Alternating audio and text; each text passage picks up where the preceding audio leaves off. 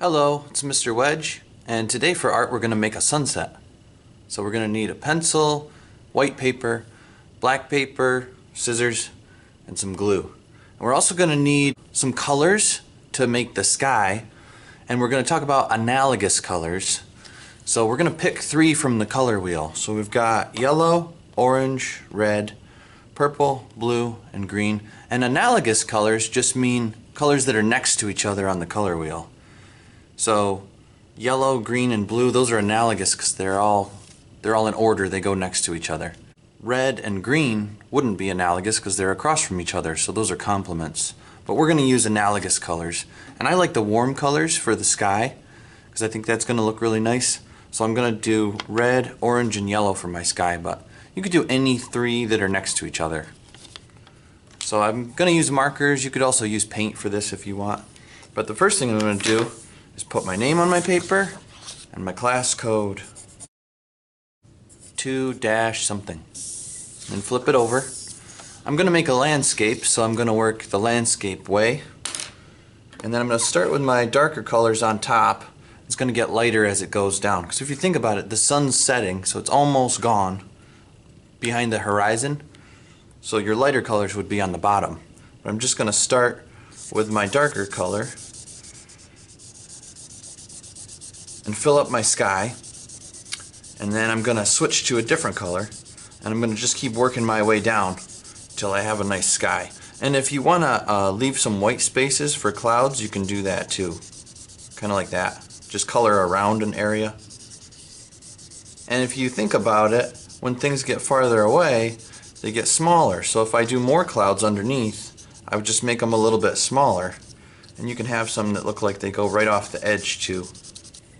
And don't be afraid to go right off the edge as long as you're using washable materials. Switching to another color now, color that's next to it on the color wheel, because orange is next to red, so that would be the next color I do. And I'm going to just make sure that colors touch. Sometimes you can get them to fade into each other. I'm going to do another cloud here. Just made it a little bit smaller, see that?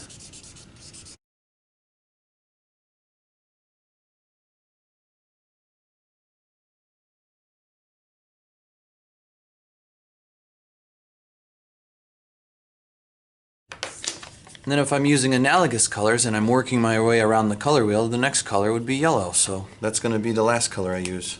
So just pick 3 colors that are next to each other on the color wheel and put them down on your paper in order. And then we'll fill up the sky, fill up the paper, try to make a nice sunset.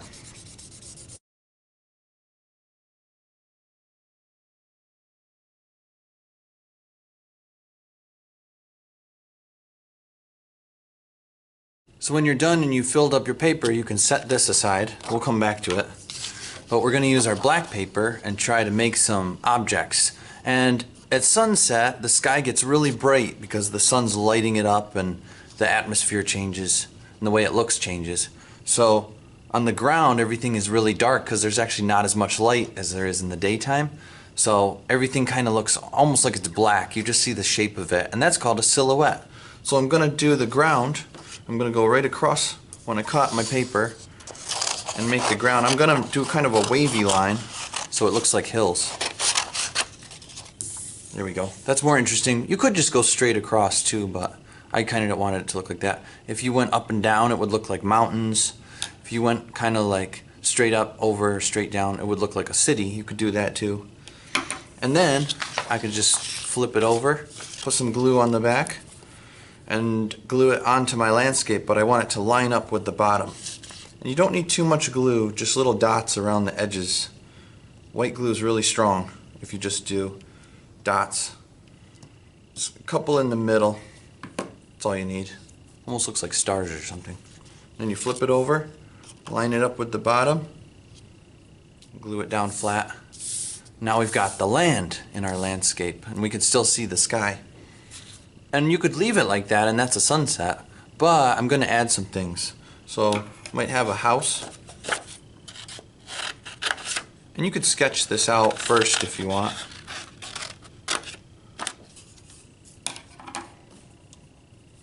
just dots around the edges, especially in the corners. If you have any corners, put some dots there. A couple on the middle. Flip it over. Make sure it touches the ground, overlaps a little bit. And then stick it down nice and flat. What else could I add? Might have like a couple trees over here. And that might be hard to cut out, so I'm going to sketch it out first. So I'm just going to add a couple trees, maybe a smaller one. It's interesting when everything's not exactly the same size. There we go. So now I can cut those out.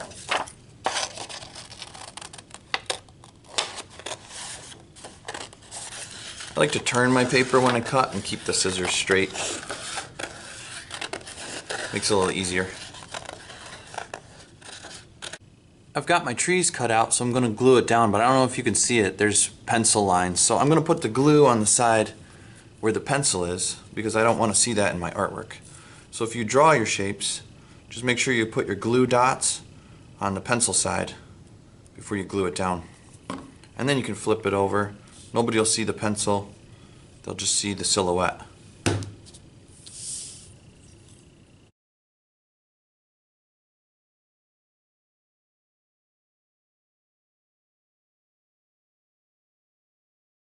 When you're done with your picture, you can clean up and let this dry, and that's it, a sunset.